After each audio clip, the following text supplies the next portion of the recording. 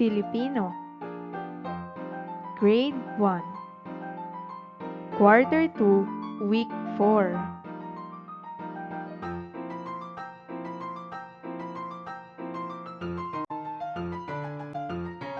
Inilikha ni Victoria Jet Almoro Colmenar.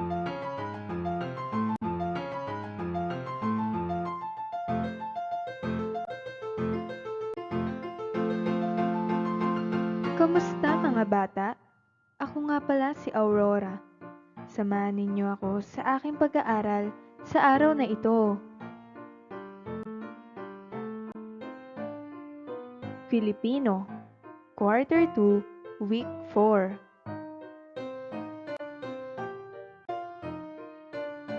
Ang ating paksang pag-aaralan ngayon ay ang pagtukoy sa kahulugan ng ugnayang salita, larawan.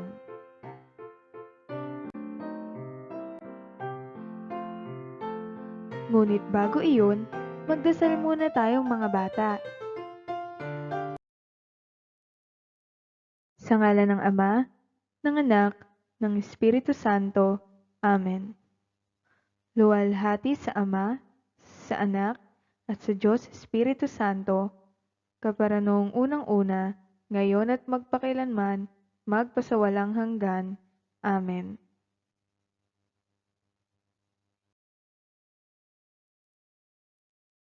Ngayon naman ay tumula tayo. Aklat. Aklat. Kilala mo ako. Ako'y isang aklat. Sa bawat pahina ay may nakasulat. Mahalin mo ako. Ako'y pag-ingatan. Sa pag-aaral mo, kita'y tutulungan.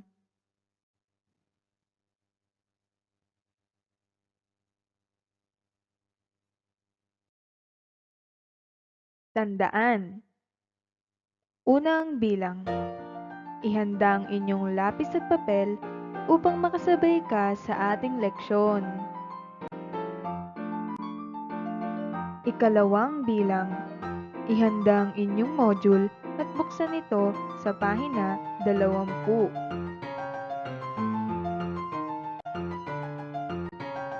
Ikatlong bilang. Gamitin ang mata at tenga upang maunawaan ang ating leksyon sa araw na ito.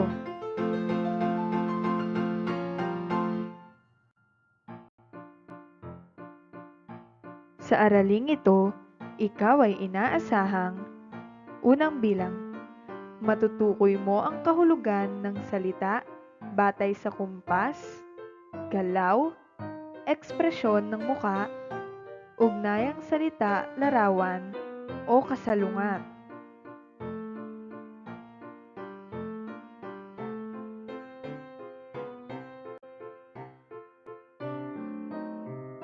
At ikalawang bilang, mabibigkas mo ng wasto ang tunog ng bawat letra sa alpabetong Filipino.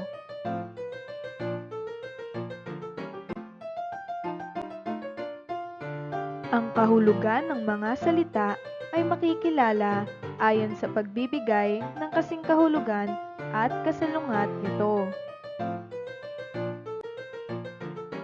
Bukod dito, may iba pang paraan upang matukoy ang kahulugan ng salita.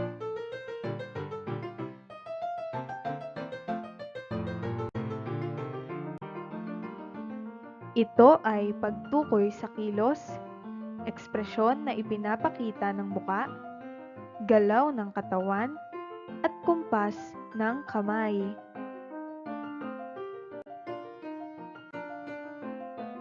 Ito ay mabisang paraan upang matukoy ang kahulugan ng salita sa mambabasa, manonood, o nakikinig.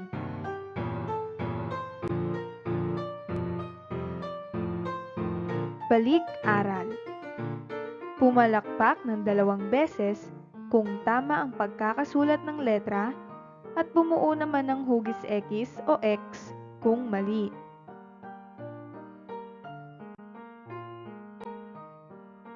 Unang bilang. Ang magkaibigan ay nag-uusap. Makikita sa pangungusap na ito na ang letrang A ay malaking titik. Matatandaan na nagsisimula sa malaking letra ng bawat pangungusap. Sa unang bilang ang letrang A ng ang ay tamang nagsimula sa malaking letra. Palakpak ng 2 beses mga bata. Tama ang pagkakasulat ng mga letra.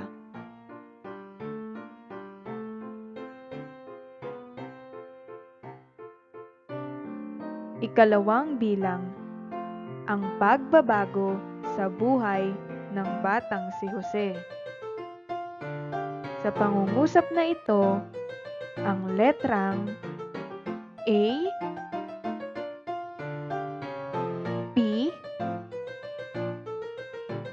B, B,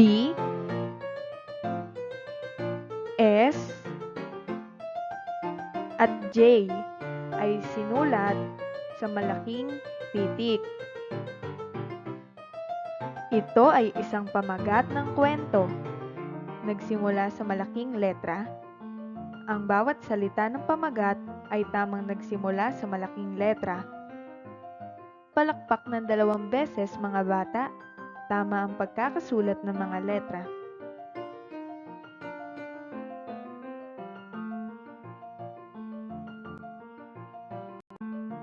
Ikatlong bilang, Pebrero.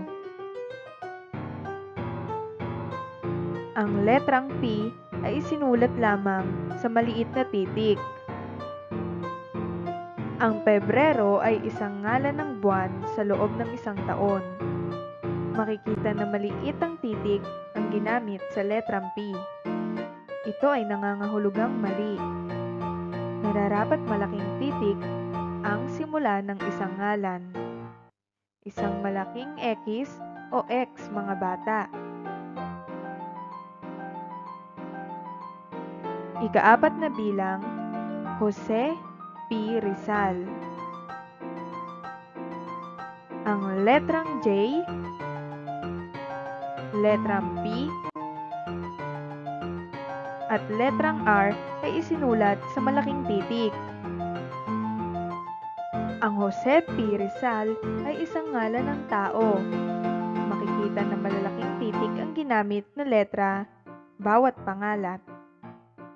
Ito ay nangangahulugang tama. Palakpak ng 2 beses mga bata. Tama ang pagkakasulat ng mga letra.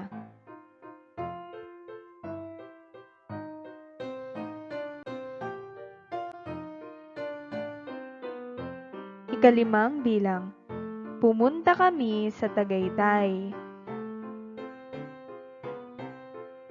Ang letrang P ay isinulat sa malaking titik at ang letrang T naman ay isinulat lamang sa maliit na titik. Ang bilang 5 ay nagsasaad ng isang pangungusap. Ito ay nagsimula sa malaking letrang P na masasabi nating tama. Ngunit sa ngalan ng lugar na Tagaytay, ito ay sinulat sa maliit na titik T. Kung kaya't ito ay naging mali na ang paggamit ng letra.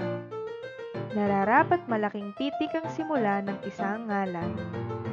Isang malaking X o X mga bata.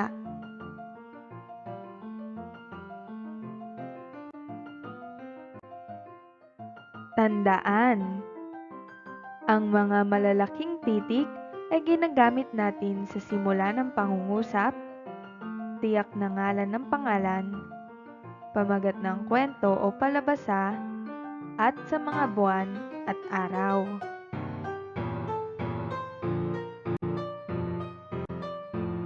Pagmasdan ng mga sumusunod na larawan. Unang larawan ay nagpapakita ng bawal manigarilyo. Ikalawang larawan ay nagpapakita ng batang babaeng umiiyak. Ang ikatlo namang larawan ay nagpapakita ng sign na stop o tigil. Unang bilang. Ano-ano ang mga nakita ninyo na mga larawan?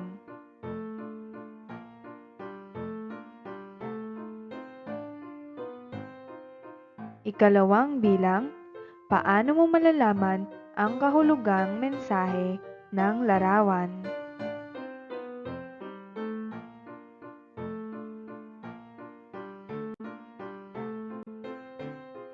Paano mo matutukoy ang kahulugan ng salita? Ang kahulugan ng salita ay makikilala ayon sa pagbibigay ng kasing kahulugan nito. Ito ay batay sa pagtukoy sa kilos, ekspresyon na ipinapakita ng muka, galaw ng katawan, at kumpas ng kamay.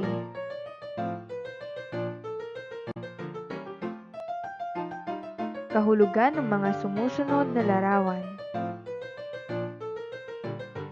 Ang unang larawan ay bawal manigarilyo. Ang ikalawang larawan ay batang umiiyak. Ang ikatlong larawan naman ay pinahinto.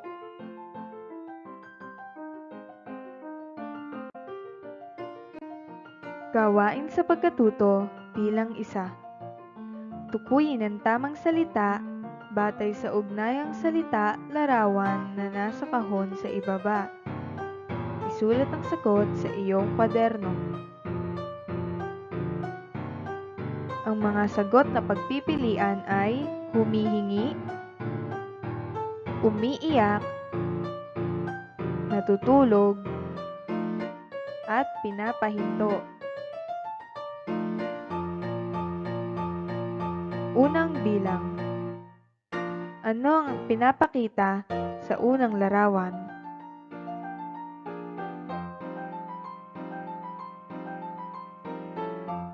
Piliin ang iyong sagot sa kahon.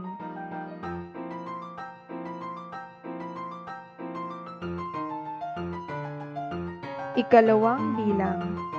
Ano naman ang ipinapakita sa ikalawang larawan?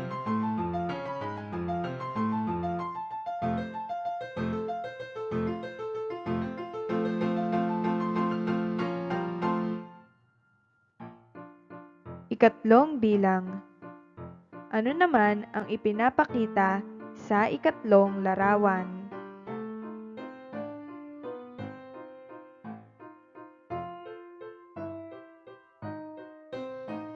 At ikaapat na bilang. Ano naman ang ipinapakita sa ikaapat na larawan?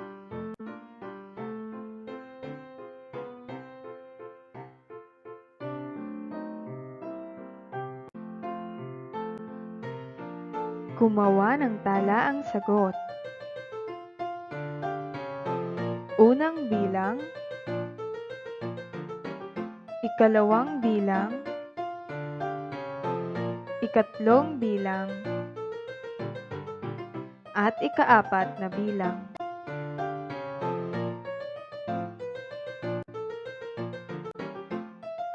Iba't ibang ekspresyon ng mukha ng tao. Ang unang larawan ay nagpapakita ng masaya. Ang ikalawang larawan ay nagpapakita ng natakot. Ang ikatlong larawan ay nagpapakita ng galit.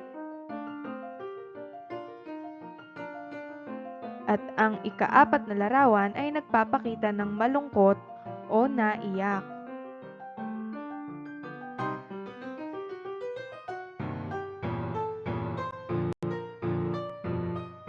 Gawain sa pagkatuto bilang 2. Hanapin ang angkop na larawan at ekspresyon ng muka na nagpapahayag sa kahulugan ng salita. Isulat ang letra ng tamang sagot sa iyong kwaderno.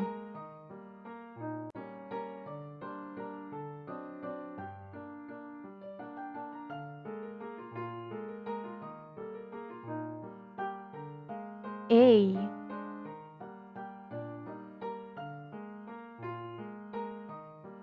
B,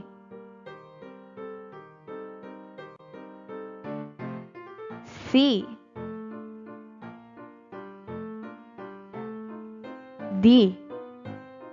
Ito ang mga ekspresyon ng muka na iyong pagpipilian.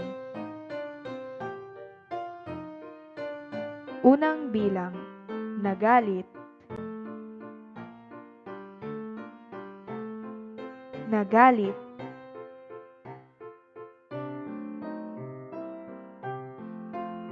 Ikalawang bilang, nagulat.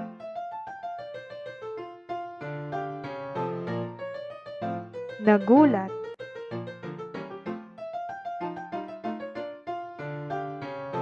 Ikatlong bilang, natuwa.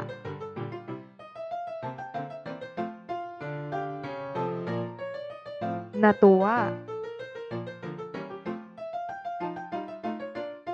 At ikaapat na bilang, nalungkot. Nalungkot.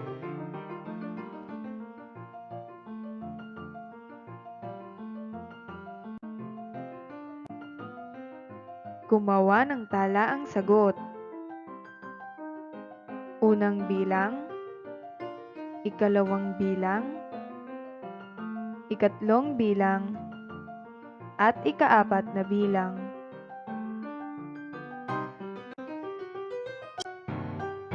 Alpabetong Pilipino o malaking titik o letra. A, B,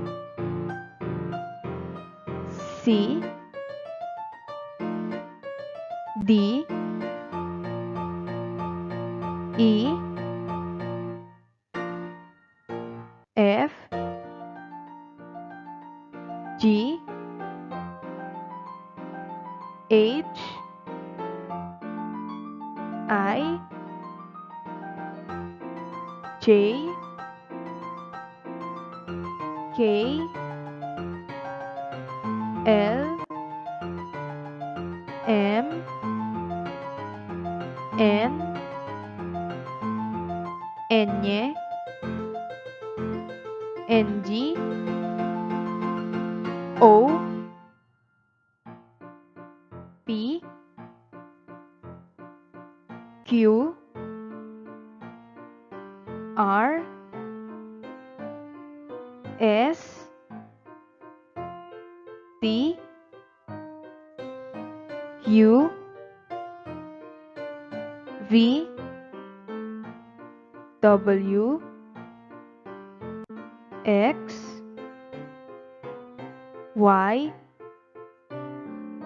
Z.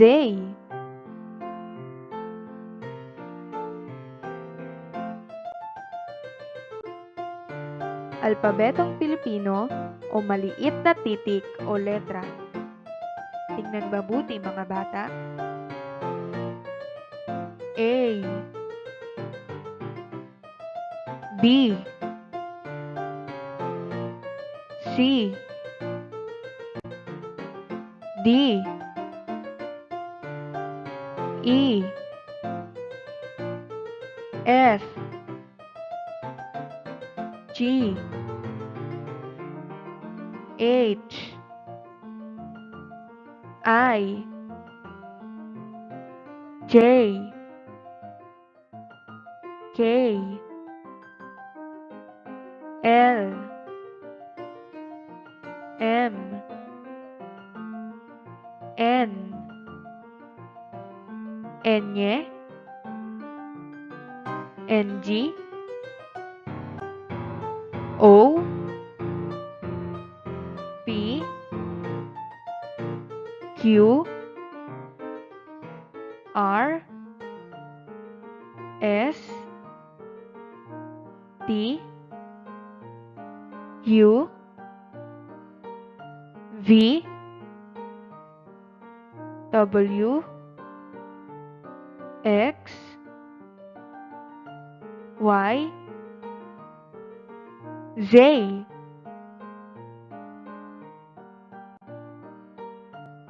Gawain sa pagkatuto bilang 3. Bigkasin at isulat sa patlang ang nawawalang letra sa alpabetong Pilipino. Gawin ito sa iyong kwaderno. A, blank, C, blank, E, F, blank, H, I, blank, K, L, M, N, blank, NG, O, P, Q, blank, S, T, U, V, blank, X, Y, blank.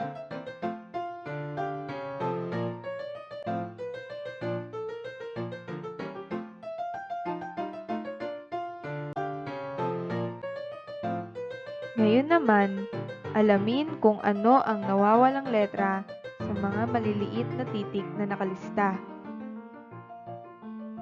A, blank, C, blank, E, F, blank, H, blank, J, blank, blank, M, N, blank, NG, O, blank, Q, blank, S, T, blank, V, blank, X, Y, blank.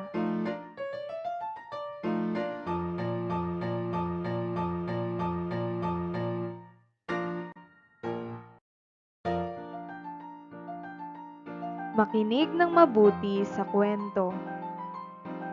Si Danilo ang masipag na traffic enforcer.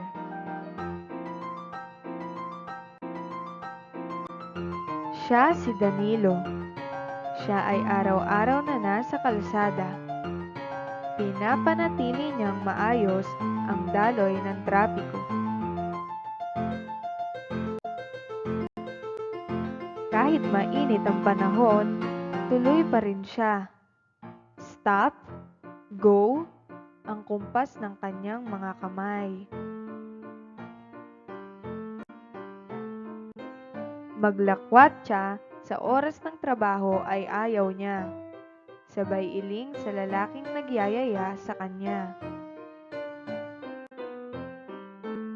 Iyan si Danilo, masipag na traffic enforcer.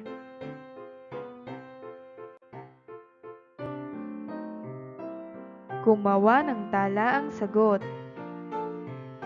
Unang bilang, ikalawang bilang, ikatlong bilang, ikaapat na bilang.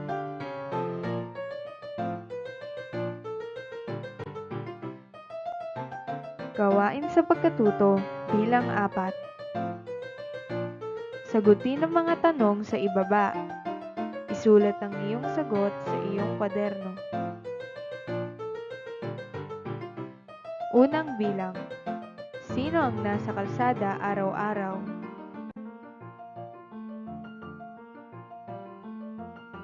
Sino ang nasa kalsada araw-araw?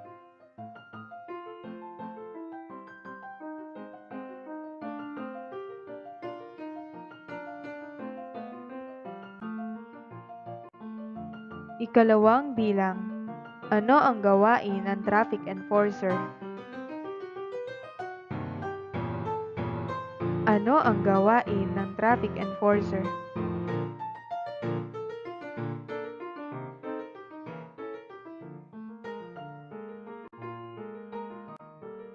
Ikatlong bilang. Ano ang mga galaw na ipinakita o sinabi sa kwento? Ano ang mga galaw na ipinakita o sinabi sa kwento?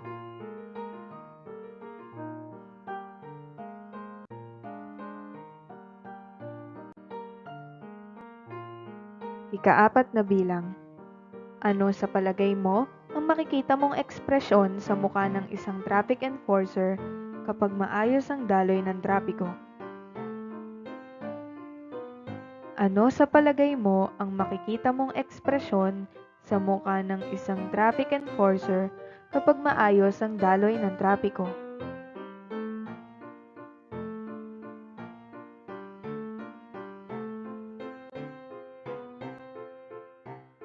Gawain sa pagkatuto bilang 5. Punan ang mga patlang sa ibaba. Isulat ang sagot sa iyong kwaderno.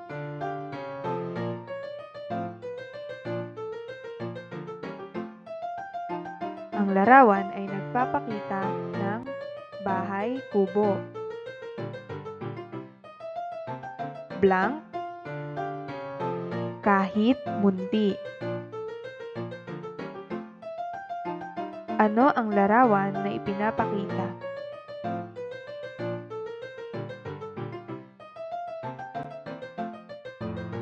Ang blank. Ano ang ipinapakita sa ikalawang larawan?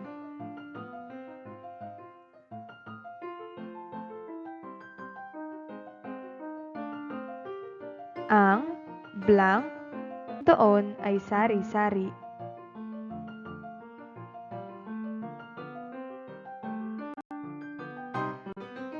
Tandaan, ang kaalaman sa pagsulat ng malaki at maliit na letra ay mahalagang pundasyon sa pagsulat.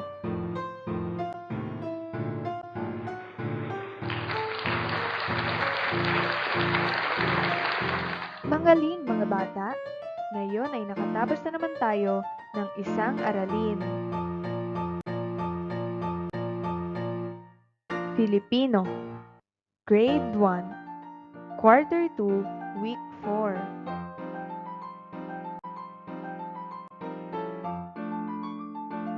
Reference: Pivot 4A, Learner's Material.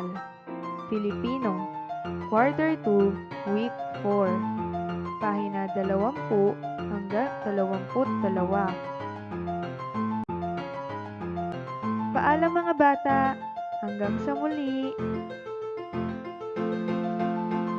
Ako si Victoria Jet A. Colmenar. Salamat!